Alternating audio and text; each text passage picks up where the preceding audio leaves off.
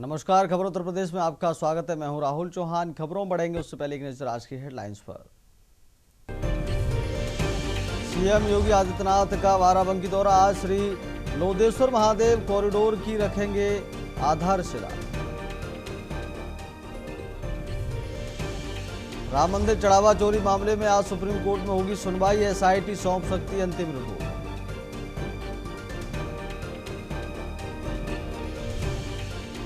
लखनऊ में भाजपा कार्यालय के निर्माण पर अखिलेश यादव ने उठाए सवाल। एलडीए से पूछा, क्या नक्शा पास है? श्री कृष्ण जन्म स्थान सेवा संस्थान ने दान राशि की प्रक्रिया में किया बदलाव और स्वतंत्र सुपरवाइजर की मौजूदगी में होगी गिनती। यूपी में अवैध घुसपैठियों की फंडिंग और मदरसों की जांच करेगी ईडी। एटीएस से मांगे अहम दस्तावेज। यूपी में मौसम मेहरबान। आज 33 जिलों में गरज चमक वज्रपात और मूसलाधार बारिश का अलर्ट। आप देख रहे हैं के न्यूज, खबरों का सारथी। अब रुक करते खबरों का। खबर अयोध्या से है। रामधन गबन मामले में एससी में सुनवाई। एसआईटी सौंप सकती है जांच रिपोर्ट। शासन ने जांच पूरी करने के दिए थे निर्देश।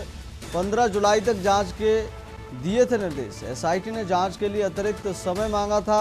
विजय विश्वास पंत के नेतृत्व में हो रही जांच 15 जून से एसआईटी ने जांच शुरू की थी।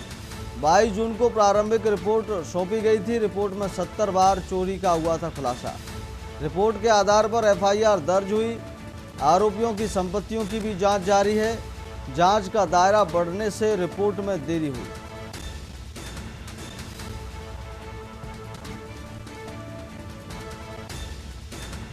बाईस जून को प्रारंभिक रिपोर्ट सौंपी गई थी।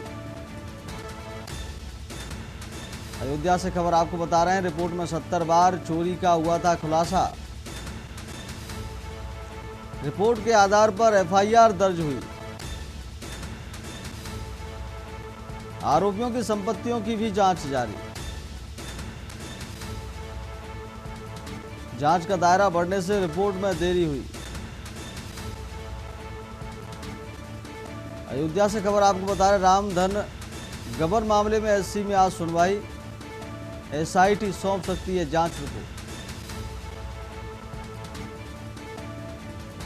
शासन ने जांच पूरी करने के दिए थे निर्देश। 15 जुलाई तक जांच के दिए थे निर्देश। एसआईटी ने जांच के लिए अतिरिक्त समय मांगा था। विजय विश्वास पंत के नेतृत्व में हो रही जांच। 15 जून से एसआईटी ने जांच शुरू की थी। 22 जून को प्रारंभिक रिपोर्ट सौंपी गई थी। रिपोर्ट में 70 बार चोरी का हुआ था खुलासा। रिपोर्ट के आधार पर एफआईआर दर्ज हुई। आरोपियों की संपत्तियों की भी जांच जारी।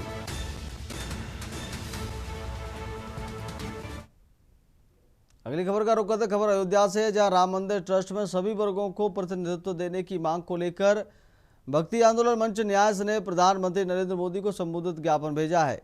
संगठन ने ट्रस्ट पुजारियों और कर्मचारियों की नियुक्ति में सामाजिक भागीदारी बढ़ाने की मांग की है। न्यास के अध्यक्ष राजश्री रामनयन दास रामायणी ने कहा कि भगवान श्री राम सभी समाज के आराध्य हैं, इसलिए मंदिर की व्यवस्थाओं में भी सभी वर्गों की भागीदारी होनी चाहिए। उन्होंने वनवासी समाज से प्रधान पुजारी नियुक्त करने की मांग उठाई। ज्ञापन में वनवासी समाज के योगदान का उल्लेख करते हुए मंदिर ट्रस्ट में योग्य प्रतिनिधियों को स्थान देने की अपील की गई है।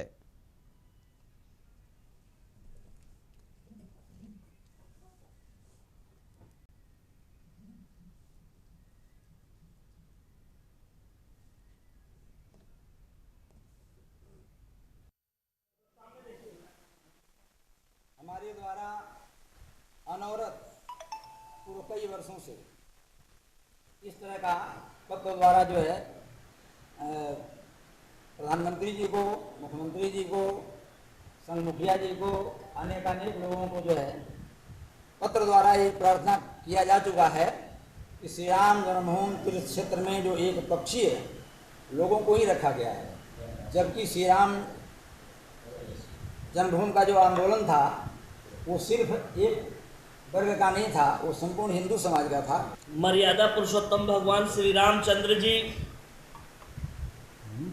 जटायु, कोल, भील, निषाद, राज, बंदर, भालू सबको गले लगाया। ऐसे राम, ऐसे वनवासी राम के जन्मभूमि पे कोर्ट के आदेशानुसार केंद्र सरकार के निर्देशन में जो ट्रस्ट बनाया गया,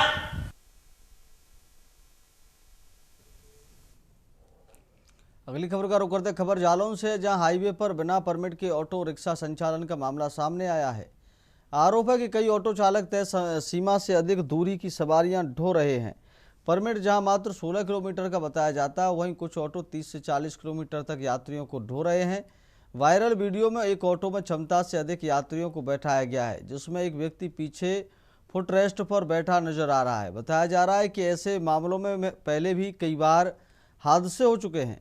लोग परिवहन विभाग से ऑटो चालकों की मनमानी पर अंकुश लगाने की मांग कर रहे हैं, ताकि यात्रियों की सुरक्षा सुनिश्चित की जा सके।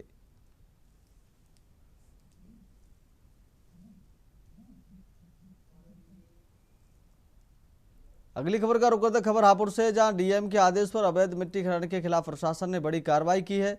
अवैध खनन की सूचना मिलने पर एसडीएम ने जंगल क्षेत्र में छापेमारी की, जहां जेसीबी मशीन और डंपरों की मदद से मिट्टी खनन किया जा रहा था। छापेमारी की भनक लगते ही खनन माफिया मौके से फरार हो गए।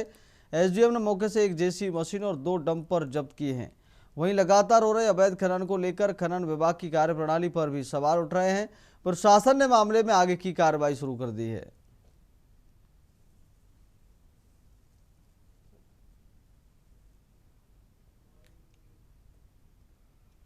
अगली खबर का रुख करते खबर एटा से, जहां पुलिस ने बड़ी कार्रवाई करते हुए गुम और चोरी हुए 101 स्मार्टफोन बरामद कर उनके असली मालिकों को वापस लौटाए हैं। बरामद मोबाइल फोन की कीमत करीब 17 लाख रुपए बताई जा रही है।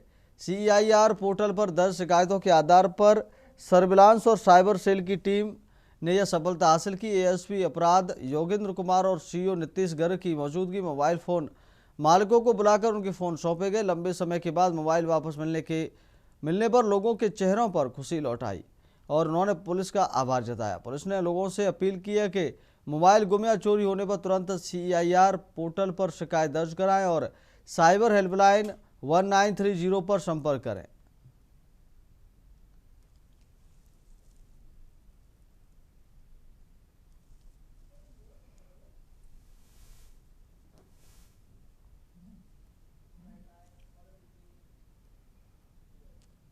अगली खबर का रुख करते उत्तर प्रदेश के मुख्यमंत्री योगी आदित्यनाथ को अपनी मांगों को ज्ञापन सौंपने जा रहे भीम आर्मी के जिलाध्यक्ष विकेश कुमार को गजरोला पुलिस ने रास्ते में ही रोक दिया।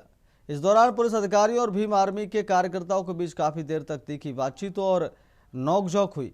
मिली जानकारी के अनुसार भीम आर्मी के जिलाध्यक्ष विकेश कुमार कार्यकर्ताओं के साथ मुख्यमंत्री से मिलकर उन्हें ज्ञापन देने की तैयारी में थे। जैसे ही वे गजरोला क्षेत्र में आगे बढ़े, भारी पुलिस बल ने उन्हें रास्ते में ही रोक लिया। इस कार्रवाई पर आक्रोश जताते हुए भीम आर्मी और आजाद समाजवादी पार्टी के पदाधिकारियों ने इसे लोकतांत्रिक अधिकारों का हनन और विपक्ष की आवाज को दबाने का प्रयास बताया।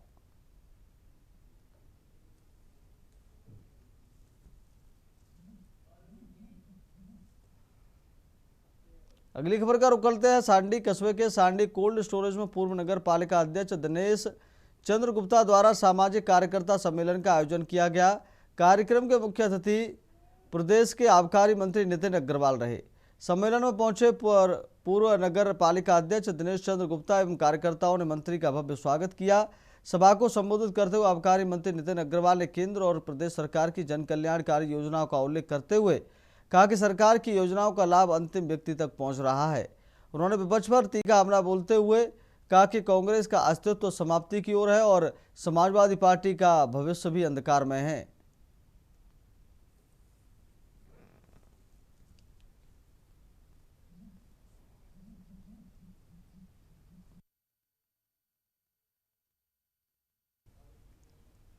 अगली खबर का रुख करते खबर बदायूं से है, जहां अवैध शराब तस्करी के खिलाफ बदायूं पुलिस ने बड़ी कार्रवाई की है। हजरतपुर थाना पुलिस ने हरियाणा मार्ग का अवैध शराब से भरे एक ट्रक को शराब की 23,952 बोतलें बरामद की हैं। बरामद शराब की अनुमानित कीमत करीब 1.5 करोड़ रुपए बताई जा रही है। पुलिस ने कार्रवाई के दौरान ट्रक मालिक को भी गिरफ्तार किया है। फिलहाल पुलिस शराब तस्करी के पूरे नेटवर्क की जांच कर रही है और यह पता लगाने में जुटी है कि शराब की खेप कहां से लाई गई थी और कहां पहुंचाई जानी थी।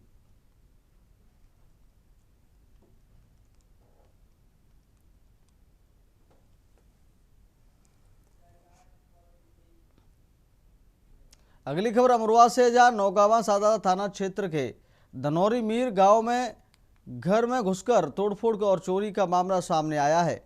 पीड़ित का आरोप है कि बेटी के रिश्ते के लिए रखे सामान को हथौड़े और लाठी डंडों से तोड़ा गया और घर से 1 लाख रुपए नकद और 5 सोने के आभूषण चोरी कर लिए गए। पीड़िता ने गांव के 5 लोगों को नामजद करते हुए पुलिस को तहरीर दी है। उसका दावा है कि घटना का वीडियो भी मौजूद है। पीड़िता ने एफआईआर दर्ज कर आरोपियों के खिलाफ कड़ी कार्रवाई की मांग की है। पुलिस पूरे मामले की जांच में जुटी है। बेटी के रिश्ते से पहले घर में घुसकर तोड़फोड़ का आरोप।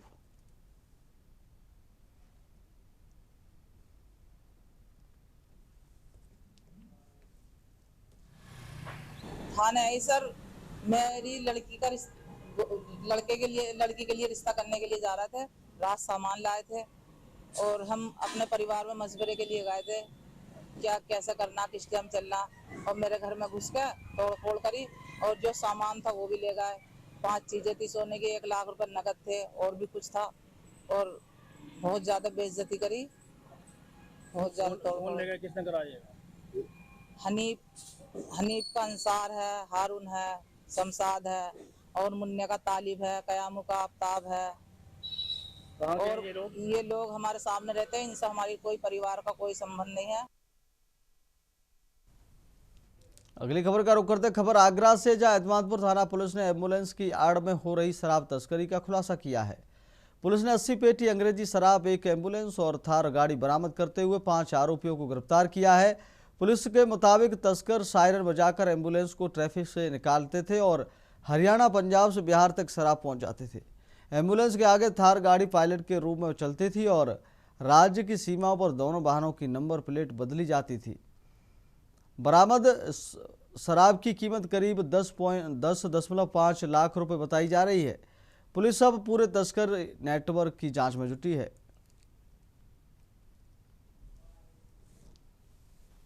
देखिए, पुलिस आयुक्त महोदय के निर्देशन में अपराध और अपराधियों पर लगातार आगरा पुलिस कार्रवाई कर रही है। उसी क्रम में थाना एतमादपुर पुलिस और काउंटर इंटेलिजेंस और साइबर सर्विलेंस की टीम ने एसीपी एतमादपुर के नेतृत्व में एक जो अवैध शराब की तस्करी हरियाणा से बिहार हो रही थी, ऐसे एक गिरोह को पकड़ा है।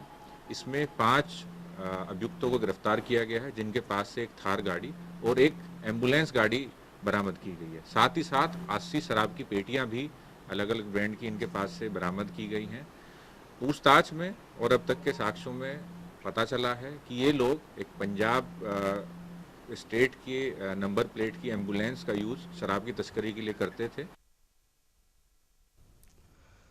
अगली खबर का रुख करते खबर फिरोजाबाद से, जहां शहीद मंगल पांडे की जयंती पर उत्तर प्रदेश ब्राह्मण जागृति महासभा के बैनर तले ब्राह्मण महासम्मेलन आयोजित हुआ।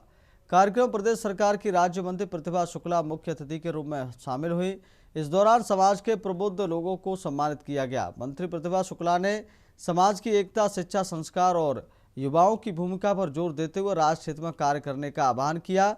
कार्यक्रम की अध्यक्षता पूर्व सांसद एवं परशुराम न्यास के राष्ट्रीय अध्यक्ष अनिल शुक्ला ने की। पत्रकारों से बातचीत में मंत्री ने कहा कि भाजपा सरकार में ब्राह्मण समाज को सम्मान मिला है, इसलिए वर्ष 2027 के विधानसभा चुनाव में भी ब्राह्मण समाज भाजपा के साथ रहेगा। शहीद मंगल पांडे जयंती पर ब्राह्मण महासम्मेलन का भव्य आयोजन उत्तर प्रदेश ब्राह्मण जागृति महासभा के तत्वाधान में शहीद मंगल पांडे की जयंती के उपलक्ष्य में फिरोजाबाद में भव्य ब्राह्मण महासम्मेलन का आयोजन किया गया। शहीद मंगल पांडे की जन्म जयंती कार्यक्रम में उत्तर प्रदेश सरकार की मंत्री प्रतिभा शुक्ला ने की बतौर मुख्य अतिथि शिरकत।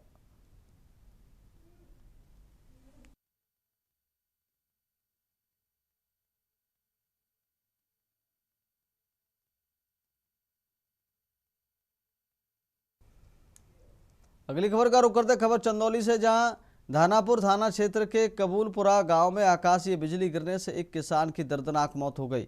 हादसा उस समय हुआ जब 37 वर्षीय किसान श्याम कुमार बारिश के दौरान खेत में धान की रोपाई करने की तैयारी कर रहा था। आकाशीय बिजली की चपेट में आते ही ग्रामीण आनन फानन में पीड़ित किसान को सीएससी धानापुर लेकर पहुंचे, जहां डॉक्टरों ने जांच के बाद मृत घोषित कर दिया। सूचना पर पहुंची पुलिस ने शव को कब्जे में लेकर पोस्टमार्टम के लिए भेज दिया है। वहीं किसान की मौत से परिवार में कोहरा मचा है। खेत में काम कर रहे किसान पर गिरी आकाशीय बिजली। धानापुरा थाना क्षेत्र के कबूलपुरा गांव की घटना।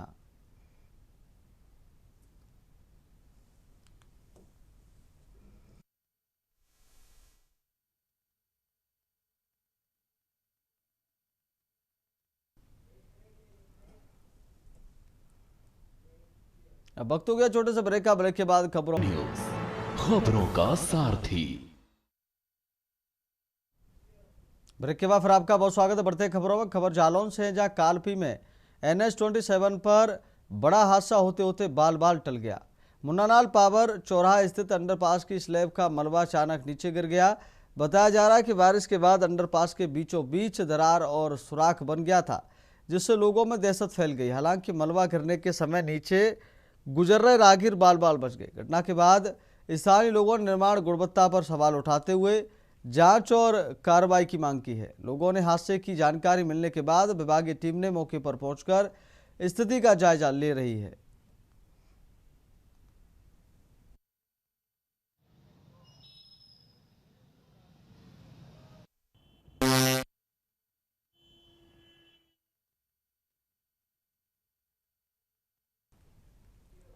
अगली खबर का रुख करते खबर एटा से है, जहां डिजिटल अरेस्ट के जरिए हैदराबाद के एक व्यक्ति से 8 लाख रुपए की साइबर ठगी करने वाले गिरोह का पुलिस ने खुलासा किया है। ऑपरेशन सीवाई वज्र के तहत जैथरा पुलिस साइबर सेल और एसओजी की संयुक्त टीम ने 2 आरोपियों को गिरफ्तार किया है। पुलिस ने आरोपियों के पास से 40,000 रुपए नगद, ATM कार्ड, बैंक दस्तावेज और मोबाइल फोन बरामद किए हैं। जांच में पाया गया कि आरोपियों ने ठगी की रकम बैंक खातों में मंगवाकर चेक के जरिए निकासी की थी। सर्विलांस, बैंक रिकॉर्ड और सीसीटीवी फुटेज के आधार पर पुलिस ने नेटवर्क का खुलासा किया। पुलिस मुख्य आरोपी समेत अन्य सदस्यों की तलाश कर रही है। अधिकारियों ने लोगों से अपील की है कि किसी भी अनजान व्यक्ति के साथ बैंकिंग जानकारी साझा न करें और साइबर ठगी की स्थिति में 1930 हेल्पलाइन नंबर पर शिकायत करें।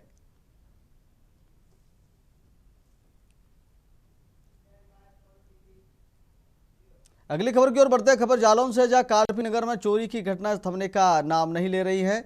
1 महीने में तीसरी चोरी की घटना सामने आई है। चोरों ने इंदिरा नगर निवासी विपिन कुमार के सूने घर को निशाना बनाकर लाखों रुपए के जेवरात और अन्य सामान चोरी कर लिया। पीड़ित के अनुसार चोरी हुए सामान की कीमत करीब 6 लाख रुपए है। घटना के बाद इलाके में दहशत का माहौल है और स्थानीय लोग पुलिस गश्त पर सवाल उठा रहे हैं। फिलहाल पुलिस ने मामले की जांच शुरू कर चोरों की तलाश में जुटी है। हमारे यहाँ का ताला टूट गए हैं 3 कमरे के, और एक मेरा भी जेवर गया है, छोटे वाले भाई का भी जेवर चला गया है। ऐसे पूरा है 5-6 लाख का जेवर है। घटना क्या बजे घटी है? अब ये हमको पता नहीं कितने बजे रात में टूटा है, क्योंकि हमारे यहाँ कोई था नहीं। तो हम कानपुर में जॉब करते हैं और छोटा वाला बरेली में, उसकी मैडम पढ़ती है हॉस्टल में इलाहाबाद में, और हमारी मिसेज छोटी वाली बहन खना गई थी, उसकी तबीयत खराब थी। इसी मौके के पाकर उन लोगों ने ताला तोड़ा है। अगली खबर बिजनौर से है, जहां धलदौर में अपना दल का जिला स्तरीय कार्यकर्ता सम्मेलन आयोजित हुआ, जिसमें पार्टी के राष्ट्रीय सचिव अलका पटेल, जिलाध्यक्ष शैलेंद्र चौधरी, जिला महासचिव शाहिद सिद्दीकी आदि पदाधिकारी और कार्यकर्ता शामिल हुए। सम्मेलन में आगामी विधानसभा चुनाव को लेकर संगठन को मजबूत बनाने पर जोर दिया गया। जिलाध्यक्ष शैलेंद्र चौधरी ने कहा कि पार्टी नजीबाबाद और नगीना विधानसभा सीटों पर दावेदारी करेगी और गठबंधन मिलने पर जीत का दावा किया है। वहीं जिला महासचिव शाहिदी सिद्दीकी ने 2027 के चुनाव में पार्टी की मजबूत उपस्थिति दर्ज कराने और संगठन को आगे बढ़ाने का संकल्प जताया। अपना दल इसमें माननीय जिलाध्यक्ष जी के साथ अभी फिलहाल से ही जुड़ा हूं, और पार्टी में मैंने अभी सदस्यता ली है, जिसमें मुझे माननीय अध्यक्ष जी ने जिला महासचिव का दायित्व सौंपा है। और मैं चाहता हूं कि अपना दल एस जिस तरीके से पूर्व में 11-12 विधायकों को लेकर के अपना दल एस ने जो है भाजपा सरकार के साथ गठबंधन करके सरकार में शामिल हुई है, मैं चाहता हूं कि पश्चिमी उत्तर प्रदेश के अंदर और जनपद बिजनौर से ऐसा डंका बजे कि कम से कम यहाँ से 2 से 3 विधायक हमारे निकल करके जाएं। हमारा काम तो केवल पार्टी के माध्यम से एक संदेश देना है कि दलितों की, शोषितों की, वंचितों की, पीड़ितों की अगर कोई पार्टी आवाज उठाती है तो अपना दल जनपद बिंदु मजबूती के साथ उठा रही है। हमारी नेता अनुप्रिया पटेल जी सड़क से लेकर संसद तक लगातार, चाहे आपका ई रजिस्ट्रेशन प्रणाली थी, जब बहुत सारे वकील घर बैठने की कगार पे थे, तो हमने अपनी नेता अनुप्रिया पटेल जी से कहा कि उन्होंने मुख्यमंत्री जी से बात करी और ई प्रणाली पे रोक लगी। ई रजिस्ट्रेशन वाला जो था फिलहाल रोक दिया गया। तो ये बहुत बड़ी जीत आपका दल के रूप में है। अगली खबर का रुख कर लेते कानपुर जनपद के विधुनु विकासखंड स्थित ग्राम सबुआ में कृषि और स्वरोजगार को बढ़ावा देने के लिए एक बेहद अनोखा और अभिनव प्रयोग सामने आया है। यहाँ एक ही खेत तालाब में मोती उत्पादन और मत्स्य पालन को एक साथ अपनाकर ग्रामीण आर्थिकी को मजबूत करने का नया मॉडल तैयार किया गया है। जिलाधिकारी जितेंद्र प्रताप सिंह ने स्वयं इस परियोजना का निरीक्षण कर इसकी सराहना की और अधिकारियों को इसे जनपद के अन्य खेत तालाब लाभार्थियों के बीच भी प्रसारित करने के निर्देश दिए। 16 जुलाई से 22 जुलाई के बीच में जो भूजल सप्ताह भी है पूरे प्रदेश में जल संवर्धन के लिए, और इसी के क्रम में हम लोग संभुआ गांव है हमारा जनपद कानपुर नगर में, जिसमें 2 अच्छी महत्वाकांक्षी परियोजनाएं हैं। एक तो खेत तालाब योजना है जिसमें कि 1,05,000 रुपए में 22 × 20 स्क्वायर मीटर का हमारा खेत बनता है और उसमें पानी भर के हम लोग मछलियाँ वगैरह पाल सकते हैं। उसमें 50% 52,500 रुपये का अनुदान हो जाता है और 52,500 रुपये किसान को लगाने हैं और उसमें मछली पालन से आय हो सकती है। दूसरा जो एक और नवाचार किया है यहाँ पे हमारे सेवानिवृत्त संयुक्त निदेश त्रिपाठी जी के सहयोग से, और किसान हमारे दीपू सिंह हैं संभुआ गांव के, जो प्रोग्रेसिव फार्मर हैं, उन्होंने मोती संवर्धन योजना में प्रतिभाग किया जिसमें सरकार की ओर से भी कुछ अनुदान है। अगली खबर का रुख करते हैं अमरोहा के हसनपुर कोतवाली क्षेत्र के एक निजी अस्पताल में डॉक्टरों की बड़ी लापरवाही और धन उगाही को लेकर पीड़ित परिवार ने कोतवाली गेट पर जमकर प्रदर्शन किया। जनपद संभल के ग्राम मुजाहिदपुर निवासी आराम सिंह ने हसनपुर कोतवाली में तहरीर देकर यशदान हॉस्पिटल के प्रबंधक और डॉक्टरों पर उनकी गर्भवती पुत्रवधू सुमन का गलत ऑपरेशन करने का आरोप लगाया। तहरीर के अनुसार बीती 2 जुलाई को प्रसव पीड़ा होने पर मरीज को अस्पताल में भर्ती कराया गया था। आरोप है कि अस्पताल प्रबंधन ने मोटी रकम ऐंठने के उद्देश्य से जबरन गलत तरीके से ऑपरेशन कर दिया और इलाज के नाम पर कुल 58,000 रुपये वसूल लिए।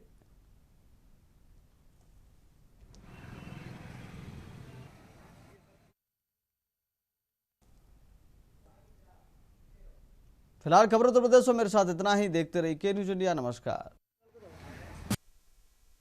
गोल्डी मसाले लाए हैं फ्रेश लॉक टेक्नोलॉजी जो रखे मसालों को हर समय फ्रेश। गोल्डी मसाले